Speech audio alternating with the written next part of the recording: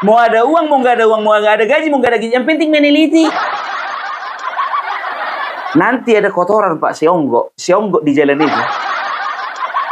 Itu mereka teliti Pak kalau jalan sama-sama itu. Tahi. Datang si Tifa, bukan tahi itu. Datang si Roy, tahi loh. Datang si Tifa, enggak bukan tahi. Coba. Bukan tahi. Tahi itu. Ku bilang bukan tahi tahi itu coba lah. Dicongkel lah kan biar takut nanti. Didekatkannya gitu kan. Iya tahi. Pasca kepergiannya Tifa, Roy Suryo, dan juga Refli Harun kemarin ke makamnya Bunda Jokowi, ya, aku menunggu-nunggu, ya, apa respon dari Bapak Joko Widodo. Ternyata beliau nggak respon sama sekali. Tapi yang respon anaknya. Yang respon Mas Gibran, biar tahu kalian. Oh, kalau Mas Gibran yang respon lebih ngeri. Jawabannya itu selalu out of the box. Tahu kalian apa katanya? Terima kasih buat Pak Suryo dan juga Tifa dan juga Refli Harun telah berdoa dan juga berziarah ke makam kakek nenek saya. Mereka kira Bapak Joko Widodo termasuk Mas Gibran termasuk keluarganya bakalan marah. Nggak bakalan marah, tapi kami para pendukungnya betul-betul marah. Betul. Bayangkan kalian, yang diganggu bukan yang hidup aja. Maaf, yang udah meninggal pun diganggu. Lapet kalapa. Yang hidup masih ada yang kau ganggu. Ini maaf yang udah meninggal kau ganggu. Kacau kau Pak. Kacau. Apalagi si Tifa mulai peneliti dia dengan jurus-jurus penelitinya. Apa dia katakan? Rasanya ada agak aneh. Masa bapaknya Jokowi umurnya 19 tahun? Masa 19 tahun udah jadi bapak-bapak? Ini ibunya juga aneh nih. Masa umur 18 tahun sudah melahirkan? Nggak usah sok ke kota-kotaan lah kau. Dan juga nggak usah kekinian lah kau. Nggak usah sok-sok update. Wajar kalau seorang ibu melahirkan umur 18 tahun dulu. Nah kau umur berapa sih melahirkan? 45.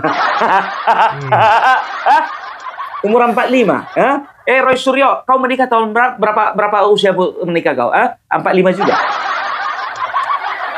Apa sih sebetulnya yang kalian cari di sana? Kalau cari nomor bukan di situ. Ya, itu tempat untuk berziarah, tempat untuk menghormati ya arwah daripada orang tua dari Ibunda Joko Widodo. Itu bukan mau fitnah-fitnah, bukan ngolok-ngolok ya. Ke kuburan lain kau cari nomor sana. Cari nomor ke sana. Sekarang begini dulu, tolong dulu ya. Sekarang jawab dulu jujur. Jujur, sebelum meneliti makamnya Ibu Joko Widodo, Tifa, kau udah pernah teliti belum makam nenekmu? Udah kau teliti belum? Bapaknya nenekku ini umurnya 15 tahun. Kau udah jadi bapak-bapak. Nenekku umur 12 tahun, kau udah bisa melahirkan ya? Sekarang begini, kau itu kan dokter. Ya, kau itu adalah orang yang mengerti tentang medis. Emangnya nggak tahu kau? Umur 18 tahun sudah bisa melahirkan.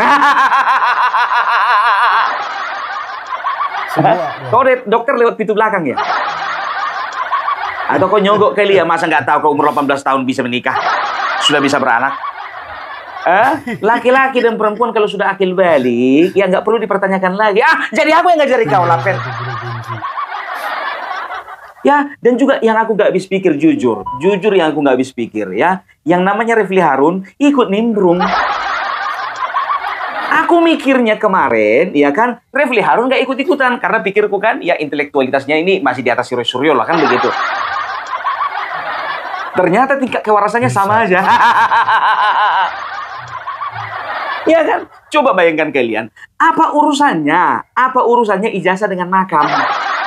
Yang kalian kejar-kejar dulu ijazah Bapak Joko Widodo kan begitu. Kalau pergi kalian ke kantor Kementerian Pendidikan Nasional, wajar, masih nyambung.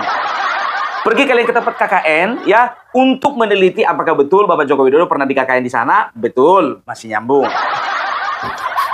Yang kalian permasalahkan masalah dosen pembimbing Bapak Joko Widodo, oke, masih nyambung. Masih nyambung semua. Nah, apa nyambungnya kalian pergi ke makam Ibunda Jokowi? Iya, iya, betul. Tapi kalau ku nilai ya sebetulnya gini, kalau ku nilai dari Mas Gibran ini, itu jawaban itu lain di bibir, lain di hati. Jujur aku bilang, lain di bibir, lain di hati. Di bibirnya aja itu bilang terima kasih, kan begitu. Tapi di dalam hatinya wah, marah. Kita aja orang apa namanya, orang biasa, orang awam ya, kalau ada yang menghina ya keluarga kita, baik itu kakek nenek kita yang sudah dimakamkan, kira-kira marah gak kalian? Marah. Sedangkan kalian juga waktu anak-anak dulu waktu SD ya, main apa namanya, main ledek-ledekan bapak, ditulis nama bapak kalian, dipijak-pijak, ini nama bapakmu Budiman, pijak Budiman ya. Di situ aja udah marah kalian kan? Ini loh, coba ada beberapa selorohan dari mereka yang memang betul-betul apa namanya nggak menghormati gitu situasi di sana. Yang pertama, Roy Suryo mengatakan, ya ibunya kabarnya ibu sambung ya jadi panjang. Itu yang pertama ya. Ya baru yang kedua ya itu mengatakan bahwasanya kenapa ini apanya ini dilarang merusak kunci makam. Siapa yang mau merusak? Datanglah nyelutut dari belakang. Oh, kunci makamnya di sini ya, bukan di tempat RT ya, nggak di RT ya. Kampret kalian. Ya, jadi ku bilang sama kalian, orang kadang-kadang, bukan kadang, sering gini. Orang sering kali ketika mentok ya dalam menghadapi suatu masalah di dunia nyata, maka dia akan berusaha mengkoneksikan ke alam gaib. Makanya mereka pergi ke dukun. Makanya ada orang-orang itu kalau udah putus asa pergi ke paranormal, pergi ke tukang ramal. Karena apa? Karena dia nggak percaya dengan kemampuannya, nggak percaya dia dengan Tuhannya, nggak percaya dia dengan agamanya, ya. Makanya pergi mereka ke kuburan-kuburan. Mau itu. Zaman-zaman dulu masih banyak, sekarang pun masih banyak. Kau mau kaya? Mau. Pergi kau ke kuburan opung. Ini di daerah ini di gunung ini, di situ lo kau bertapa 5 hari 6 malam. Bertapa. Kau lakukan nggak? Kau lakukan karena apa? Karena udah kepepet.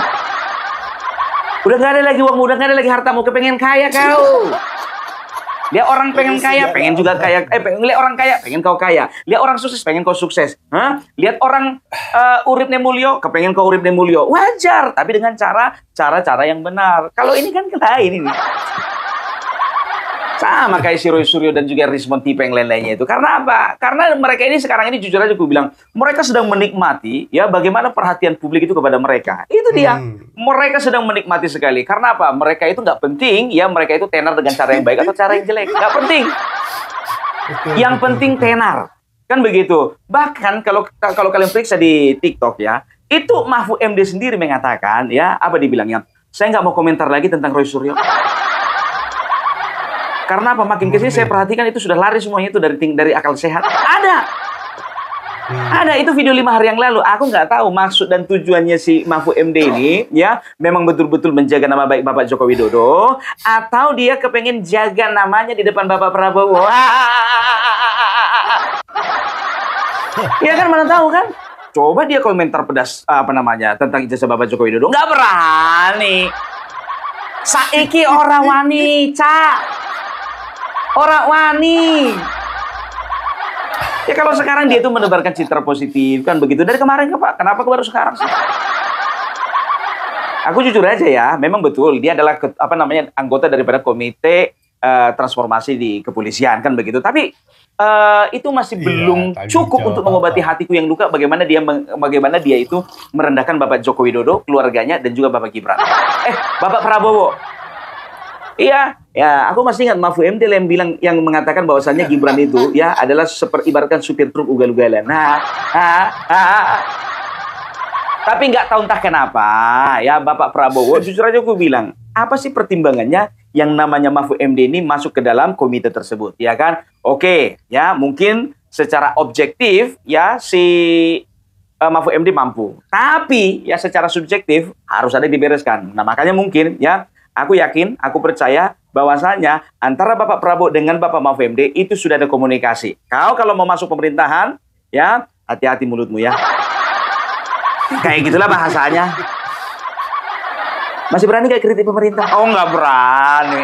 Coba bilang dulu, sama seperti kemarin waktu kau itu debat ya. Penegakan hukum yang paling terburuk adalah ketika pemerintahan Bapak Joko Widodo. Pak Prabowo coba pecat lagi 2 bulan lagi, Pak. Pecat lagi 2 bulan lagi. Nanti kalau ada masalah, coba cek periksa. Berani nggak dia bilang? Penegakan hukum yang paling buruk adalah di masa era Bapak Prabowo. Ya, coba dulu kalian dites dulu, ya kan? Dites dulu, ya, pura-pura aja, Pak. Berhentikan dulu. Kalau nggak ada keluar statement, Pak, panggil lagi. Itu makanya ya Gibran ini, Bapak Gibran ini, wapres kita ini, jujur aja aku bilang sama kalian, aku saja yang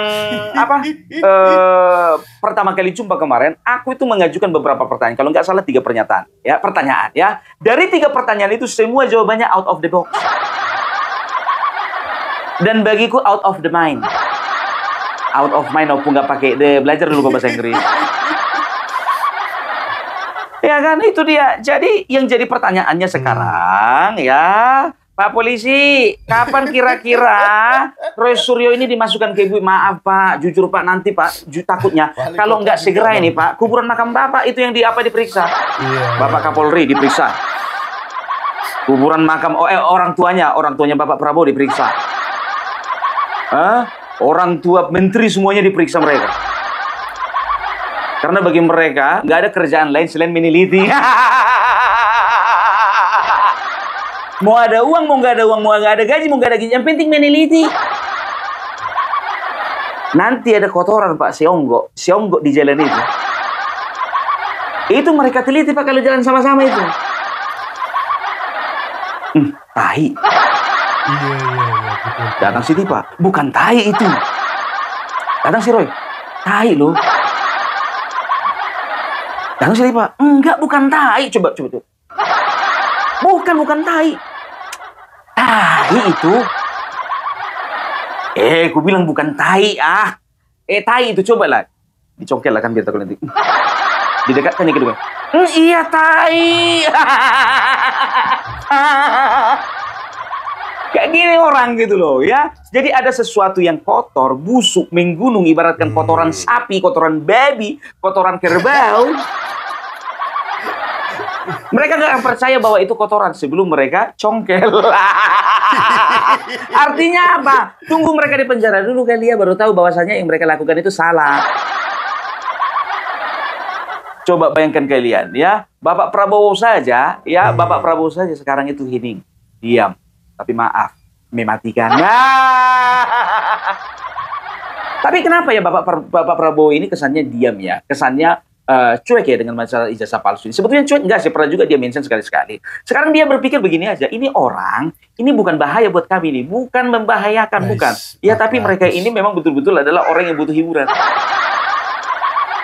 Ya kan, jadi hiburan mereka apa? Hiburan mereka meneliti. Hiburan apa mereka? Ya hiburan mereka itu yang membuat hiburan bagi kita untuk kita tonton hiburan mereka. Maksudnya apa? Bagi Bapak Prabowo itu nggak penting. Mereka ini nggak perlu digubris dan juga nggak perlu ada penanganan khusus dari Bapak Prabowo ya ketika pemberian amnesti dan abolisi kepada Tom Lembong dan juga kepada Hasto, kan begitu. Nggak perlu yang kayak gituan, nggak perlu ya. Walaupun kemarin itu Tifa ngemis-ngemis ya kan, Bapak Prabowo, kami ini adalah seorang pejuang, kami adalah peneliti, jangan kami dikriminalisasi. Kenapa kalau misalnya Tom Lembong dia abolisi dan juga Hasto di amnesti, harusnya kami mendapatkan lebih daripada itu dong Pak. Bayangkan kalian, penetapan tersangka udah 3 bulan. Naik sidik udah 3 bulan, belum ada ditetapkan jadi tersangka. Kan begitu. Nah, kembali ke Mas Gibran. Ya, kalau Mas Gibran ini, ya bayangkan kalian, YouTuber Nusantara waktu itu yang datang itu ada sekitar 17 orang. 17 ngasih pertanyaan, 17 beda-beda responnya. Respon bukan cuma respon yang beda, tapi out of the box ku bilang tadi itu. Kadang, kok jawabannya ini? Kok jawabannya itu? Iya, nggak perlu nggak perlu kasih tahu apa yang kami tanyakan kemarin. Nggak perlu. Tapi itulah ya, perlu memiliki tingkat kecerdasan ya yang memang betul-betul di luar di atas rata-rata ya untuk bersikap seperti beliau. Betul, serius ya. Biasanya kalau kayak gini kan, maunya keluar pernyataannya begini, ya maaf, saya keberatan ya kalau ada orang-orang yang mengatasnamakan rakyat apa namanya berziarah ke kuburan kakek nenek saya. Itu adalah kuburan kakek nenek saya. Tolong harus dihormati. Harusnya begitu kan? Ini nggak malah bilang terima kasih. Aduh, aduh. Refli Harun, masih banyak tempat main-main, ngapain kamu di situ? Masih banyak tempat main-main. Dekat situ, coba agak jauh sedikit, ya kan? Coba perhatikan dulu. Cari kalian playground di sana, playground. Playground entah apapun namanya, entah Kidzania kayak itu. Lebih bagus kalian di situ uang suntuk daripada kalian ganggu makamnya ibu bapak Joko Widodo. Coba ya, kalian simak. Kalian apa dulu? Kalian analisa dulu, ya kan? Apa yang didapatnya di situ? Kan? Ya kan? Memang betul manusia ini, memang manusia yang cari ribut. Hati-hati kok Suryo, ya. Itu relawan Jokowi udah bergerak itu, ya, walaupun ada katanya mau ngirim BH sama celana dalam sebanyak 500 ya kan kepada kepolisian, ya itu kan karena kesalahan mereka. Kok goreng-goreng asusila. Iya. Yang kau lakukan itu lebih parah daripada tindakan asusila. Ya, itu dia ya. Jadi bisa dikatakan ya kalau untuk Roy Suryo ini apa ya, panik gitu loh ya. Mereka panik ya. Iya, mereka itu nggak apa namanya, mungkin waktu itu lagi gabut. Ngobrol lah orang ini biar tahu kalian ya kan, geng. Manggil geng. Itu kita udah teliti ijazah Bapak Joko Widodo, kayaknya asli tuh. Skripsinya juga kayaknya betulan asli.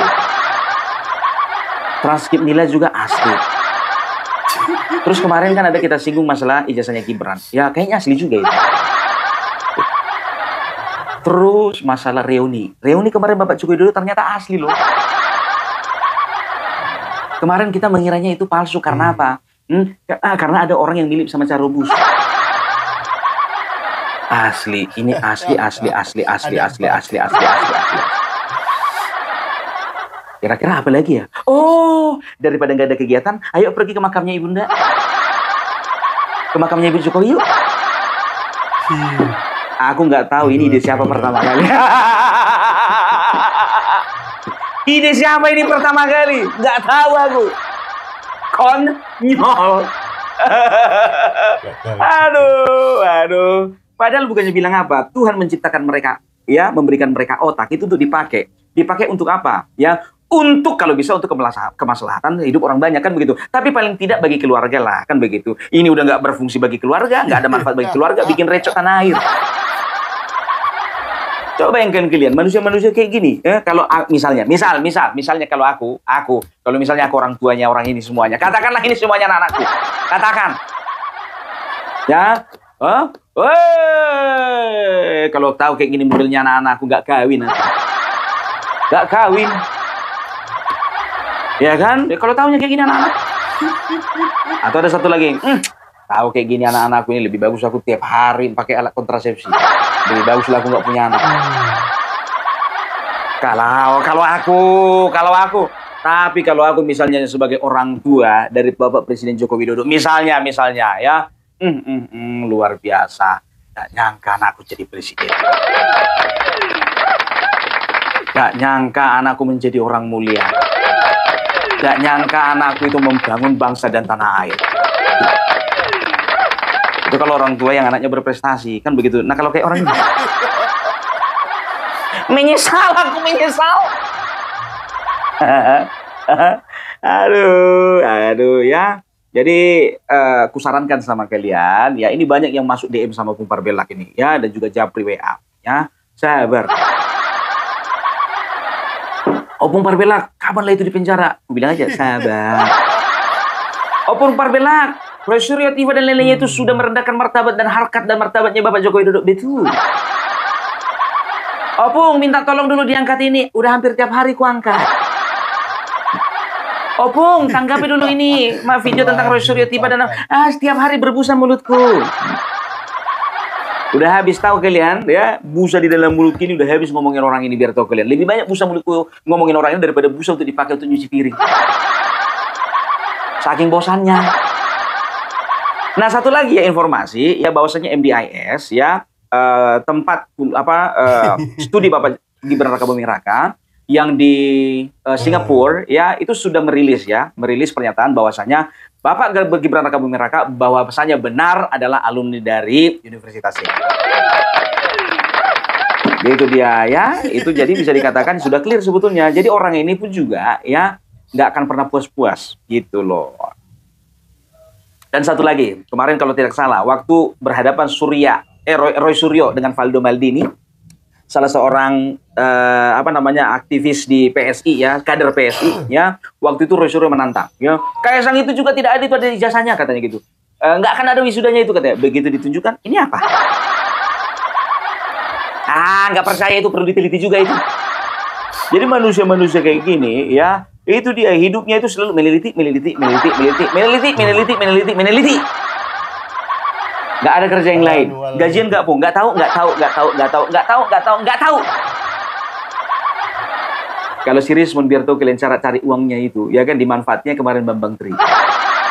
Disuruhnya Bambang Tri minta donasi biar tahu kalian, ya, disuruhnya Bambang Tri minta donasi, terkumpul 50 juta, ya, sebagian dipakainya untuk jalan ke sana, jalan ke sini.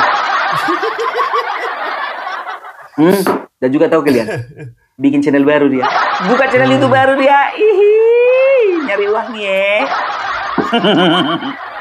ya. Jadi itu dulu dari Pumpar Belak, ya.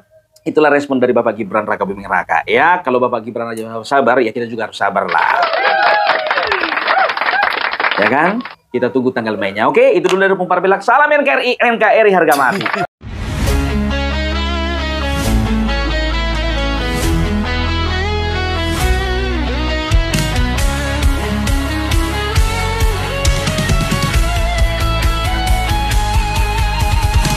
Dari utara sampai ke timur, suara jujur kini bergema. Bukan cuma cari viewers, tapi kebenaran yang utama. Melawan hoax dengan fakta, cerdaskan bangsa kan menjadi nyata. Satu nusa, satu bangsa, bersatu lawan penjajah logika. Kami adalah YouTuber Nusantara, bersatu untuk lawan hoax bersama. Tak gentar terus berkabar untuk bangsa demi masa depan Indonesia. Kibarkan semangat, ayo maju, tapaki jalanmu dengan ilmu. Nyatakan ke semua media, kebenaran selalu juaranya. Runtuhkan narasi penuh benci, hujat fitnah bertebaran hancurkan negeri. Bersatu kita semakin teguh, YouTuber Nusantara maju. Bukan sensasi, bukan tipu daya, kami berdiri dengan berita nyata. Rakyat butuh cahaya, dan kamilah yang utama. Kami adalah YouTuber Nusantara, bersatu untuk lawan hoax bersama. Tak gentar terus berkabar untuk bangsa demi masa depan Indonesia. Bersama rakyat kita kuat, saring dulu sebelum sebar. Cinta damai benci hoax, kami YouTuber cinta Indonesia.